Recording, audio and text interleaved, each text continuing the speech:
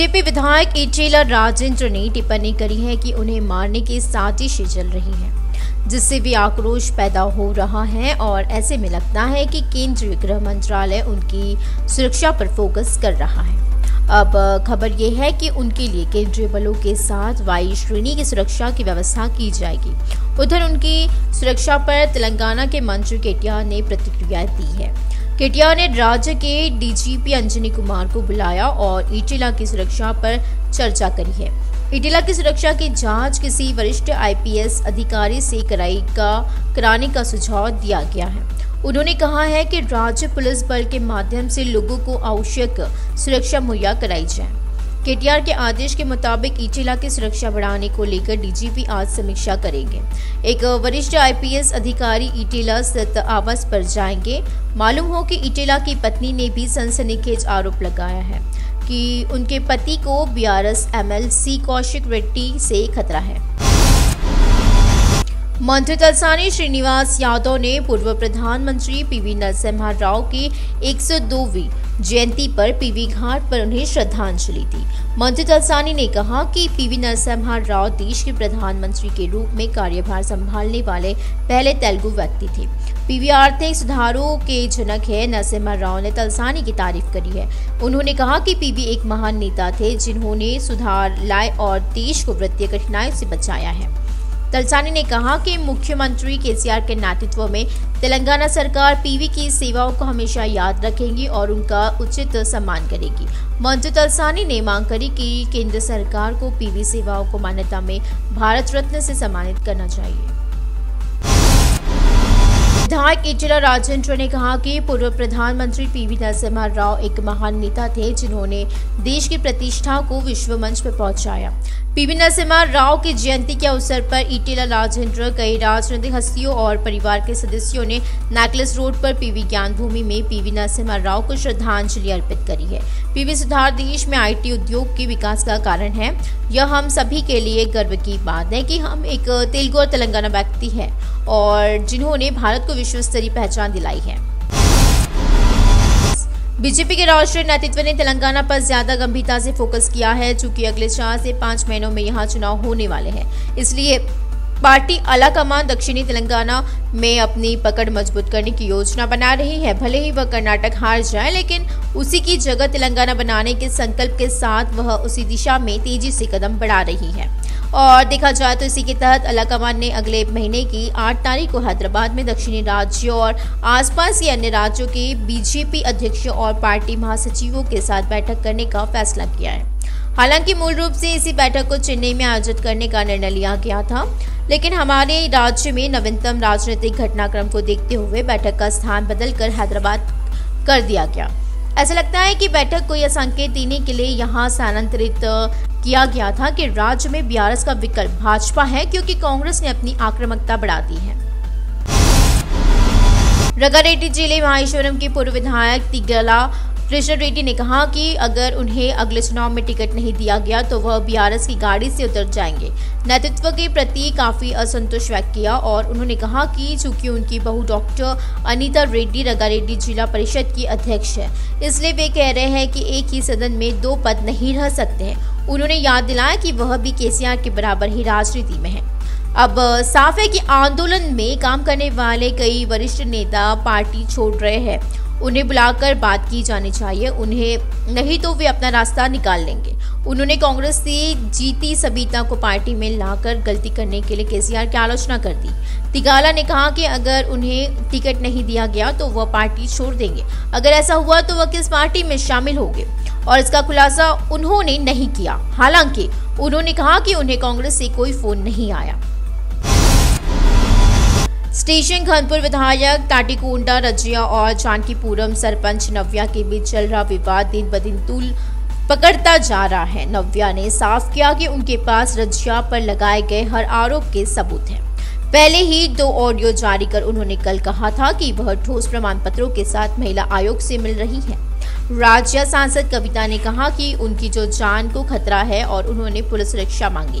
उधर राज्य नव्य विवाद पर एमएलसी कार्डियम श्रीहरि ने प्रतिक्रिया दी। उन्होंने कहा कि अगर राज्य के खिलाफ आरोप सही पाए गए तो पार्टी की ओर से उनके खिलाफ अनुशासनात्मक कार्रवाई की जाएगी। क्या विधायक जी से गलती हुई है? उन्होंने कहा कि पुलिस मामले को सुलझा लेगी। उन्होंने निष्कर्ष निकाला कि यदि यह पाया गया कि उसने कुछ गलत किया है तो उसे दंडित किया जाना चाहिए। हैदराबाद के बुद्ध भवन में राज्य के मुख्य निर्वाचन अधिकारी का कार्यालय बिहार के भवन में स्थानांतरित किया जाएगा। पूर्व में सीईओ का कार्यालय पुराने सचिवालय के एच ब्लॉक में था और विध्वंस से पहले से बुद्ध भवन में स्थानांतरित कर दिया गया था। सीईओ के कार्यालय को नए सचिवालय में समायोजित नहीं किया गया। सीईओ कार्यालय कहीं और आवास उपलब्ध कराना चाहता है क्योंकि वर्तमान में कार्यरत बुद्ध भवन में पर्याप्त आवास नहीं है और इसने सरकार से वहां आवास उपलब्ध कराने की अपील की क्योंकि सचिवालय का संचालन बिहार के भवन से स्थानांतरित कर दिया गया है। हाल ही में चुनाव आयोग के प्रतिनिधि मंडल की यात्रा के दौरान इसी मामले पर चर्चा हुई थी। सीएस शांति कुमारी ने आश्वासन दिया कि इसी मुद्दे को जल्द से जल्द हल किया जाएगा। तदनुसार बिहार के भवन की 9वीं मंजिल राज्य के मुख्य निर्वाचन अधिकारी के कार्यालय को आवंटित की गई है। 10वीं मंजिल पर बैठक कक्ष उपलब्ध है और राज्य के मुख्य निर्वाचन पदाधिकारी विकास राज ने भवन का निरीक्षण किया। जल्दी सीईओ कार्यालय को बिहार के भवन में ले जाने की व्यवस्था की जा रही है। तेलंगाना में निजी पॉलिटिकल कॉलेज और राज्य प्रवेश और शुल्क नियंत्रण समिति AFRC के दायरे में आ गए हैं और इसी हद तक सरकार ने TSA-FRC नियमों में संशोधन करते हुए GO 41 जारी किया है। अन्य व्यावसायिक शिक्षा पाठ्यक्रमों की तरह पॉलिटेक्निकल डिप्लोमा पाठ्यक्रमों को AFRC के दायरे में लाया जाना चाहिए। पिछले साल फरवरी में तत्कालीन तकनीकी शिक्षा आयुक्त नवीन मित्तल ने सरकार को प्रस्ताव भेजा था। शिक्षा विभाग द्वारा निर्णय नहीं लेने और पॉलिसी सेट काउंसलिंग प्रक्रिया शुरू नहीं होने पर निजी पॉलिटिकल कॉलेजों ने हाईकोर्ट का दरवाजा खटखटाया है। वे डिप्लोमा कोर्स की फीस 40,000 तक बढ़ाना चाहते थे। शिक्षा विभाग की ओर से कोई जवाब नहीं मिलने पर हाईकोर्ट ने फीस बढ़ाने की इजाजत दे दी। AFRC के अधीन लाने पर जल्द से जल्द निर्णय लेने का आदेश दिया। सरकार ने हाईकोर्ट के आदेश पर पॉलिटेक्निक कॉलेजों को AFRC के अधीन लाते हुए JIO जारी कर दिया है। क्वीनी विक्टोरिया ने international underwater film swimming championship में 2 रजत पदक जीते हैं। चैंपियनशिप प्रतियोगिता इसी महीने की 24 से 27 तारीख तक मिस्र की राजधानी काहिरा में आयोजित की गई थी। दुनिया भर के 38 देशों के तैराकों ने भाग लिया। तैराकगंथम क्वीनी ने महिलाओं की 400 मीटर स्पर्धा में भारत के लिए रजत पदक जीता। वह 200 मीटर महिला तैराकी चैंपियनशिप में भाग लेकर दूसरे स्थान पर रहकर एक और रजत पदक जीतने वाली पहली महिला बनी है। राज्य के खेल मंत्री श्रीनिवास गौड़ सहित कई गणमान्य लोगों ने हैदराबाद के बरकतपुरा इलाके की तैराकगंथम क्वीनी को अंतर्राष्ट्रीय तैराकी चैंपियनशिप प्रतियोगिता में भाग लेने और भारत की ओर से रजत पदक जीतने के लिए बधाई दी। उन्होंने एक बयान में कहा कि वह आज हैदराबाद शहर पहुंचेगी। कांग्रेस नेता राहुल गांधी अपने व्यस्त शेड्यूल को किनारे कर बाइक मैकेनिक बन गए हैं। बाइक की मरम्मत कराई गई। राहुल गांधी दिल्ली के करोल बाग के साइकिल मार्केट में एक बाइक मैकेनिक वर्कशॉप में गए। उन्होंने मैकेनिकों से बाइक की मरम्मत का तरीका पूछा। उन्होंने साइकिल बाजार में व्यापारियों, मैकेनिकों और श्रमिकों से मुलाकात भी करी और राहुल गांधी ने संबंधित तस्वीरें फेसबुक पर पोस्ट करी। राहुल ने टिप्पणी करी कि उन्होंने उन लोगों से बहुत कुछ सीखा है जो हमारे देश के पहियों को घुमा रहे हैं और आगे बढ़ रहे हैं। राहुल ने कहा है कि इन्हीं कार्यकर्ताओं के हाथ भारत का निर्माण करेंगे। उन्होंने कहा कि ग्रीस का अपने कपड़ों पर कायम रहना हमारे देश का सम्मान और गौरव है।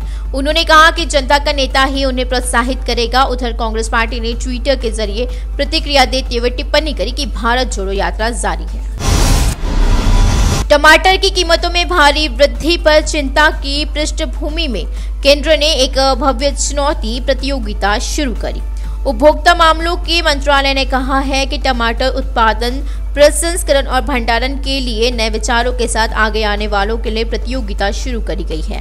विभाग के सचिव रोहित कुमार ने बताया कि पिछले दिनों प्याज के लिए इसी तरह की प्रतियोगिता आयोजित की गई थी। प्रतियोगिता के भाग के रूप में पूर्व उत्पादक, प्राथमिक प्रसंस्करण, उत्पादन के बाद कटाई, भंडारण और हैंडलिंग के लिए तकनीकी परामर्श प्रदान किया जाना है। खेत, ग्रामीण और शहरी स्तर पर उत्पादन, प्रबंधन पर सलाह दी जानी चाहिए। रोहित ने कहा कि पिछले साल प्याज पर इसी तरह के प्रयोग के लिए 600 से अधिक सुझाव मिले थे और उनमें से 13 को लागू किया जा रहा है। आरएस प्रवीण कुमार ने कहा कि मंत्री पुवाड़ा अजय कुमार की 1000 करोड़ की जमीन पर कब्जा किया है। एक आरटीआई कार्यकर्ता ने मंत्री पुवाड़ा पर एक किताब लिखी है जिसमें अजय कुमार द्वारा की गई अनियमितताओं के सबूतों को दर्शाया है। आरएस से प्रवीण कुमार ने कहा कि मुफ्ती पुलिस आई और उक्त आरटीआई कार्यकर्ता का अपहरण कर लिया। उन्होंने कहा कि आरटीआई कार्यकर्ताओं को अवैध तरीके से गिरफ्तार कर 20 दिनों तक जेल में रखा गया। उन्होंने कहा कि तेलंगाना में तानाशाही शासन चल रहा है। पुलिस और सरकार भारत के संवैधानिक कानूनों को कोई महत्व नहीं दे रही है।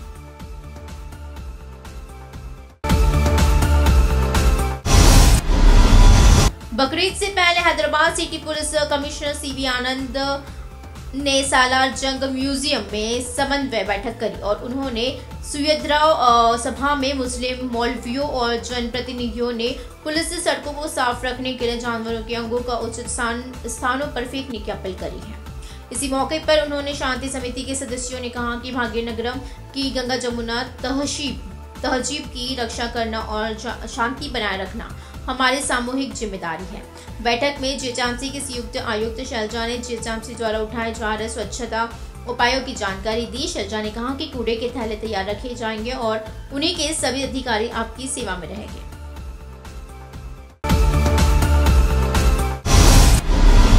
तेलंगाना तेलुगु देशम के अध्यक्ष कसानी ज्ञानेश्वर मुदिराज ने खुलासा किया कि टीडीपी बस यात्रा पूरे तेलंगाना में 119 विधानसभा क्षेत्रों को करेगी और उन्होंने कहा कि यह बस यात्रा 5000 किलोमीटर तक चलेगी।